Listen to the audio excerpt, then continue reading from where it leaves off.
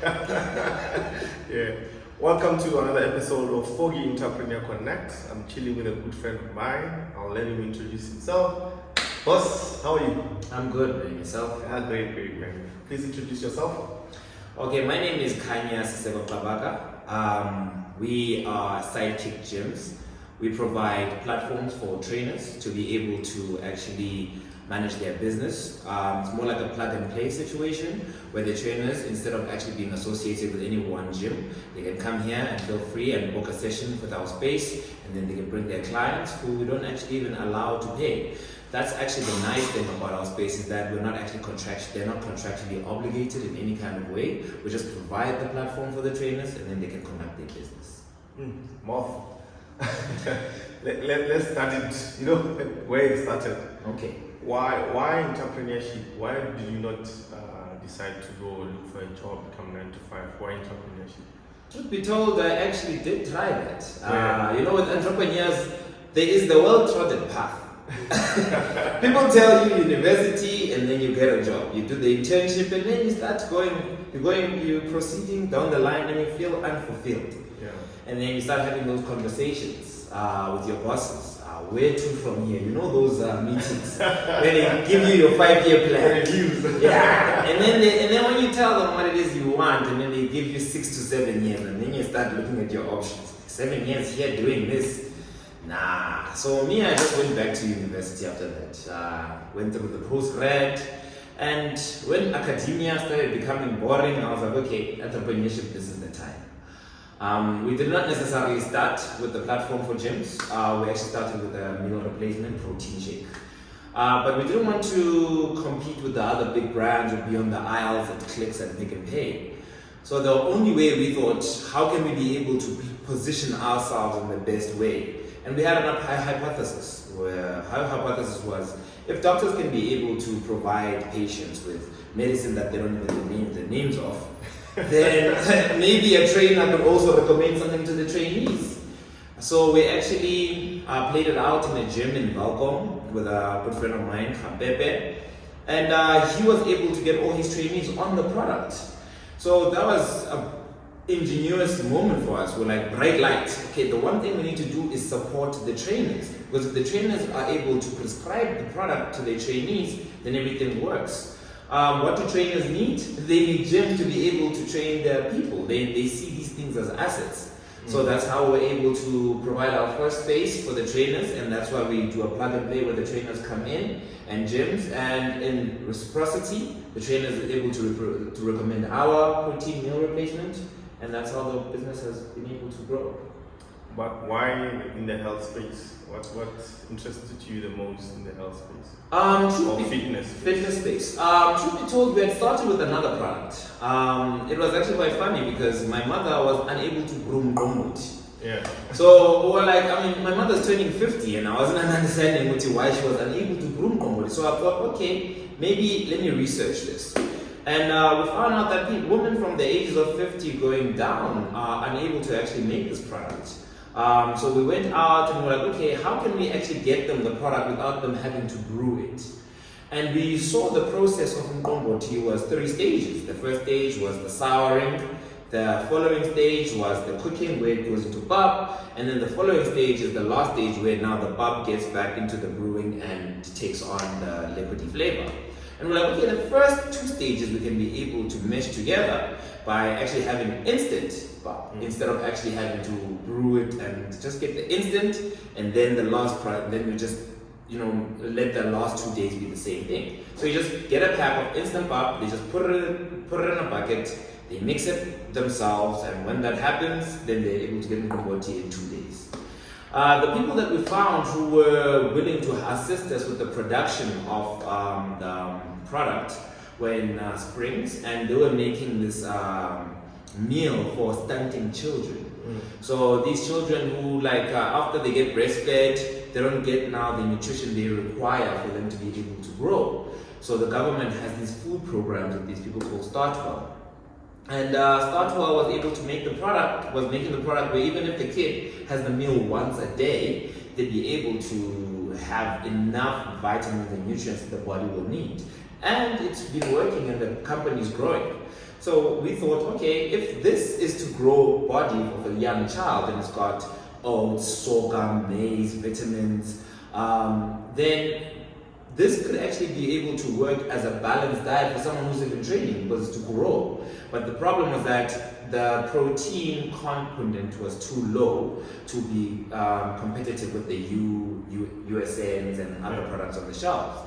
So we kind of just increased the protein component with isolate and some milk powders until it was competitive, and then we were able to make our product through that.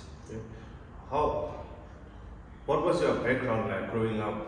I'm trying to establish when did the entrepreneurial journey start, or when did the box, Yeah, it started actually, like, if you can see, it's not necessarily the health component, it's mostly the training component.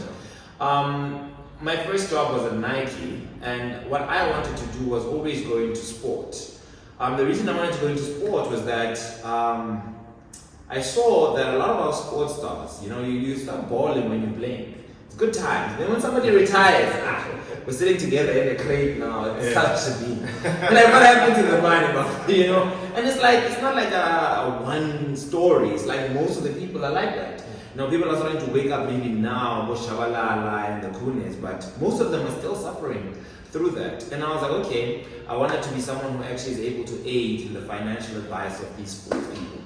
And that's why after undergrad, I went to go work for Nike. I was like thinking, okay, from Nike, I can go start Sundowns or Kaizer Chiefs, and then I'll be able to continue my journey. I was even more motivated when I saw this series called Ballers. Ballers is exactly something similar. But then when you go into these institutions, you'll see most of the people there are either ex-players or politicians. So there's a lot of barriers for you to be able to get where you need to be. So that's why when I went to Nike and I was like, the journey might be too long, I was like, okay, let me just go back to school. But then the passion for sports didn't go away. I mean, even football, it's not like I played. I didn't play. I had a friend of mine, Seho, who at Rhodes, in winter, he'd drag all of us to come and watch him play the league game. And then after that, we'd have to go watch football. There were times where the weekend was, restricted to even the Saturdays. First is the PSL, and then it's the EPL, then it's La Liga. So the whole Saturday is taken out by football. And that was just the culture. And I just never moved away from that culture. Sports has always now been interactively part of everything that I do. So now training. In essence, you say you can do something that you're passionate about. Yes. I mean, look, passion alone is nothing. You have to have some kind of ability entrepreneurially. And that's what sometimes even most of us as entrepreneurs, we don't speak the language of entrepreneurship. You have to have some kind of background in the language of entrepreneurship, like accounting. It doesn't matter how passionate you are about something, if you can't now project if this is going to make money for you, you're going to be hungry forever. Yes, you're going to be happy inside doing what you like. But if you'd rather make more money going to work, I'm one of those people that look at your household situation and what you want for your future and then do that. Sometimes, chasing a passion, as we're saying, there's these people that they chased the passion and they went into football and then they became broke after their careers. So love is an essential ingredient for you to succeed, but love by itself, it's not gonna take enough. It's not enough. Do the courses, get mentors, and some of these programs that we go through, they always maybe never teach us about. I always say the accounting element is very important because now it shows you if the costs and the sweat that you're putting into this thing, you're gonna be able to put out. You're gonna get back. I mean, you can't do that without market analysis, financial projections. So those are the things that are also required in entrepreneurship beyond just money. There's entrepreneurs who are really passionate and you can go be a hawker.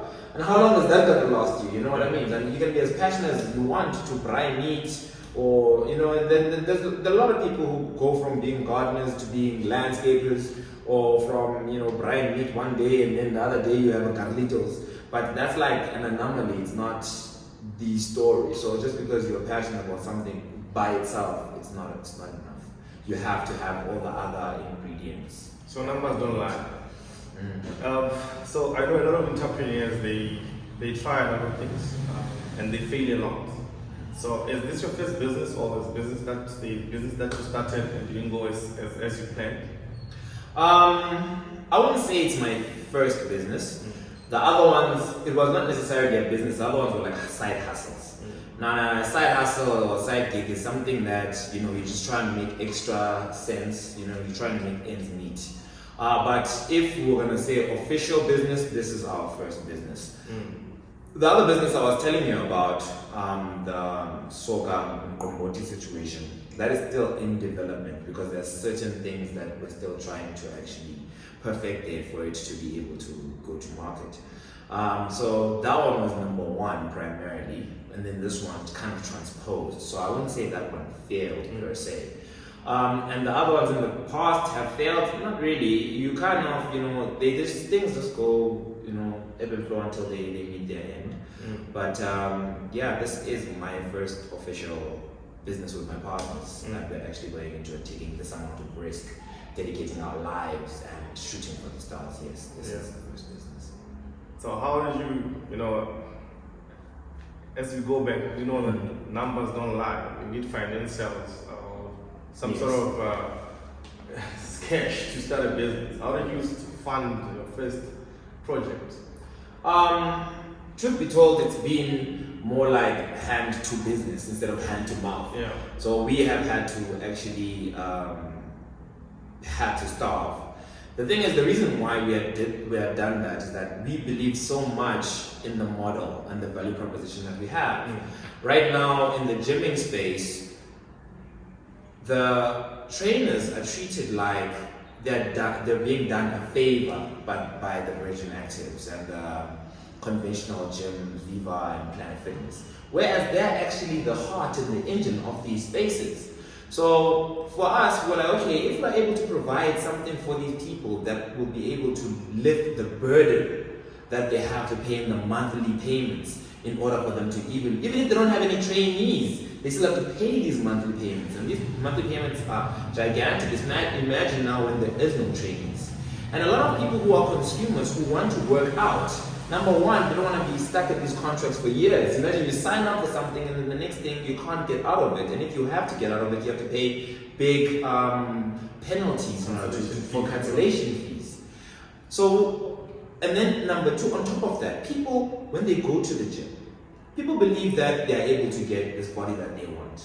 And that's not true. Look at me, I'm not particularly in the shape. I also need a trainer myself. So, then you can go there and you can spend 4 to 5 years trying to move these machines, but then if you don't get a trainer to guide you in order to be able to look at what your objectives are, what are your needs, and then they tell you this is how you meet them using these machines. I feel like there's such a gap of that non-information that if you actually create a space, and it is a hypothesis, this is a laboratory. I have not proven anything per se. I am leaping and saying that this is something that's going to work. And it's, you know, we are very short in the industry right now, and a lot of trainers have actually come in. Even those that haven't actually left their posts at the conventional places. They come in when they have a client, and the client doesn't want to necessarily pay the fees. Like, okay, we'll train you at this space. Now, it provides that thing for the trainers. And then when the trainers then get a lot of their clients wanting to move, then it gives them the opportunity that there is a home for you. Now, most trainers who can't afford the rent, what do? They have to now quit and try to find another job. Now they move out of their passion. Then some trainers even try the whole Herbalife angle where they have to try some other revenue. Some trainers have to go be bouncers at nightclubs to try another revenue. See, trainers, like, they're not treated as if they're individuals themselves. They don't get medical aid, you know what I'm trying to say? They have no pension fund. So and there's a lot of them, and so their whole livelihood, it's as if it can be improved. Yeah. And it needed improvement, and this is my attempt at improving that platform. Yeah. So what has been some of the biggest challenges so far? For me, the biggest challenge is most trainers, sometimes you can call them, when it comes to the other aspects of the business, they're not, look, when you're at the Virgin Active or when you're at the big gyms, you just stand there and then the clients come to you. Sometimes you don't have to work that hard to actually be able to get a client. But now when you move into a new space, you have to think of yourself as a business. You have to think, I have to market myself. I have to go in the public social network places, TikTok, Instagram, talk to people to try and get clients. So most trainers sometimes they're more reserved because they're so used to the clients coming to them. So they haven't developed that ability to market themselves, to sell themselves. So now it seems as if I also have to be an agent more than just providing a platform or the space that they could actually need. Now I have to be an agent in the sense that I have to now also market and say, please come through to the space in order to actually engage with the trainers. And that was not the plan per se. I'm not saying that that might not necessarily move into something good in itself, but that has been the biggest impediment for me, because when I was doing the projections, when I was planning for everything, I did not plan that I have to do that too. And now it's going to be very difficult because now I have to now expend myself and also resources in order to go into this marketing, and I have to charge. And since we're trying to move away from people renting or charging unnecessarily from the little that they have, it becomes unfair to actually now, both to myself to do it, but also to the trainer to actually now have to pay for that service even though they didn't ask for it. So it's something that I still have to figure out and mix it into the whole model. Interesting. So I'm guessing you grew up in Eastern Cape. No, actually, I grew up here in Pretoria. Yeah, you know, like, Xhosas, they move away to get the gold too. So yeah, the first half of my life, I would say that it was in Eastern Cape, so, I still speak the Xhosa fluently. But mostly like my consciousness, I was raised here in Pretoria, not far from here, Centurion. I was actually gone for the longest time. When I finished my schooling, I said, no, I cannot stay in Pretoria. Moving forward, so I went to the Eastern Cape, so I went to the Cape Towns. And I've recently just come back after COVID to establish myself. I don't want to lie, the best place to be is home, because you'll find that even though it's hard when you're outside, you have no safety net and you're to overcome. And that's helped a lot for you to stand on your own 2 feet. But sometimes being around people that love you unconditionally, it gives you a sense of, it improves your self-esteem, gives you a lot of confidence. You have a refuge when there's the embers of the storm. So that's why I came back primarily. And when I came back, because now you leave your career that you were outside, you have to now find yourself again. And I've been back since 2021, and imagine, look at how much that I've achieved in that short space of time, having your own product in the meal replacement protein shake, now having your own space to be able to conduct trainings. And now we're also launching an app, a booking app, where people can be able to book the trainers without necessarily having to come into the space. That means not only booking the trainers to come into the space, but you can also book a trainer for home workouts. You go into the app, you book a trainer, and then they come into your house. So in such 2 years, that confidence and that esteem, but also that overcoming of difficult times when you're away, when you're now mixing them together and then they're coming together, they are producing something that is surprising to watch, because you yourself, you watch yourself as you grow. You put up objective at a point, and then you put the activity analysis of what you have to do, and then the rest is just performance. You don't look until you get to the next point, and then the next point. Then you watch yourself grow and watch yourself mature. And when you get to a point where, let's say, you left the safety of your job, and then you're able to succeed, imagine how proud of yourself you become. So I'm chasing that point, that objective, where I can look at myself and be like, hey, you leaped and you were able to fly. Yeah. So every business is unique and it requires a different strategy when it comes to marketing. So how are you marketing your business? I'm not gonna lie and say what's your strategy? Yeah, we don't have a big marketing budget. And I know, I was told by someone the other day, they said, not having marketing in your business is like winking at a girl in the dark. So it has to be in place. So we have to have some kind of replacement for not having a big marketing budget. So what we do is we make relationships. So right now, I would call us more of a wellness concierge. So we partner with dietitians, we partner with nutritionists, we partner even with doctors. You'd be surprised. Gynecologists can be a partner because for someone who's pregnant, right, they don't want to be going to the gym. They want something private, but then you know that if you just sit on the couch and then just consume, afterwards it gets difficult to lose the weight. And then when you have the weight, you don't want to be going to the gym because people got the stomachs out and it's hallelujah. Now you feel ashamed. Now this space, because it's such a private space for you and just your trainer, you can come in and you can train until you get that body that you wanted before your pregnancy, or the body as a woman now after, as a mother. The nutritionist for us, because no matter how much diet you can say, eat this, eat this, eat this. Number one, people still have to work out. You have to get up and do physical activity to be able to shed the calories. So us and them, we work together really quite well. And the nice thing is that we don't actually have to charge these people. We see them as an asset to us by giving us value. For them, we give them value in the sense that we extend their value proposition. We extend their product. Instead of it being a prognosis and then medicine, now it becomes, let's take care of your lifestyle. So even though they're not doing much post the recommendations, and we take care of the day-to-day lifestyles, it's as if it's part of their product. It's like a concierge model. And beyond that, the dietitians and the nutritionists, the food, let's tell the truth, it does not taste nice. The food that's good for your body, it's horrible, you know? So next to our gym, we have a chef. And the chef, we do meal plans together. In the sense that he's the one now who says, okay, if you use this spice, or if you use these flavors, this food, as it is, can still be good. I think a woman, I forget her name now, it's called the Good Health Stockfeld. She also does something similar, somewhere in Joburg, and I actually want to get in contact with her so that we can actually be able to collaborate.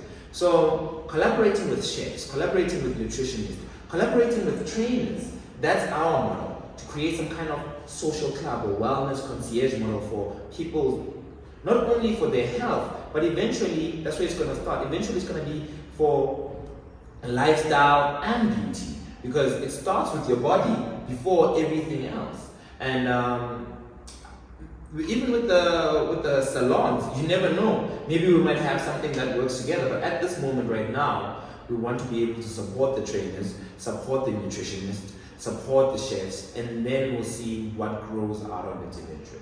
And that's our marketing strategy. Great stuff. With all, there's so many inspirational people out there. If I ask you to pick one person that inspires you, who would that person be? And why, probably? For me, it wouldn't be someone who is well known. Yeah. Right now, it's Michael Milken. And it's such a controversial pick because Michael Milken was someone who was arrested for stock fraud and finance rigging in the 1980s. But what Michael Milken did was, when you read banking history, a lot of investment banking was very relationship banking until the 80s, and he came through with the high yield bond, where you can actually finance small companies, very risky companies. And before, they were not financing these companies, there were no bonds for these companies. And he did that by, he was able to compensate the investor by increasing the interest rates. And he was confident that his advice to those companies would be able to actually move them along and grow. For me, I like that in the sense that he looked at an industry and he didn't just go with the flow. He found his own stream and he grew it so much that the stream ended up becoming the river flow, because he took a small company like Drexel into one of the leading investment banks in the 80s. So that's something similar, disruption is something that we chase. I mean, in South Africa, it's not as big as the Silicon Valley, of course, and maybe it might not be very IT based, but looking at an industry and not just participating, but trying to put growth for yourself or legacy. But it's not just for legacy making or just disrupt for disrupting, But finding, your own ebb and flow and taking the industry by storm, I think that's why I went in there. I mean, I'm not going to lie to you. I'm not coming into the industry saying that I'm going to disrupt the Virgin Actives, I'm going to disrupt the Planet Fitnesses. No, I'm also just coming in the same industry, and I'm trying to say this can also be done this way. And I want to see if my way is not something that there aren't people in the market who would like it my way. There's a lot of people, I always say trainers, they train people how to be able to eat. They train people how to exercise. Then eventually someone can still go to those gyms and be able to do it for themselves. I'm not trying to fight with anyone. I'm just trying to say, okay, before you're actually even able to, in South Africa right now, and in a lot of the Western countries, obesity is becoming a very big problem. The diet is just bad for everyone. And nobody has time. You get home, you want to eat some KFC. You get home, you don't have time to cook. Sometimes you don't even know what to eat that will be good for your body because the information might not be there. So a lot of us now are starting to become obese, and the only option for us to be able to get out of this is insufficient. The dietitian by themselves is insufficient. The gym by themselves is insufficient. Sometimes you don't even have sufficient time to be doing this by yourself. You wish there was someone out there like, okay, just take care of my wellness and I want to look like this, over to you. And I'm providing that space. Over to me, what do you want? Okay, you want to train, you want to look like this? Okay, and I put together the package for you and you go ahead. I think there's already people out there that go through for surgeries and stuff, but I can assume that it's not cheap. No. But if I ask you to give one advice to your younger self, or someone out there young trying to come to entrepreneurial space, what would that advice be if you had to pick one advice for that person? For me, I would say... For you younger, you was like probably 3 years back, or 4 years back, 5 years back. Learn the process.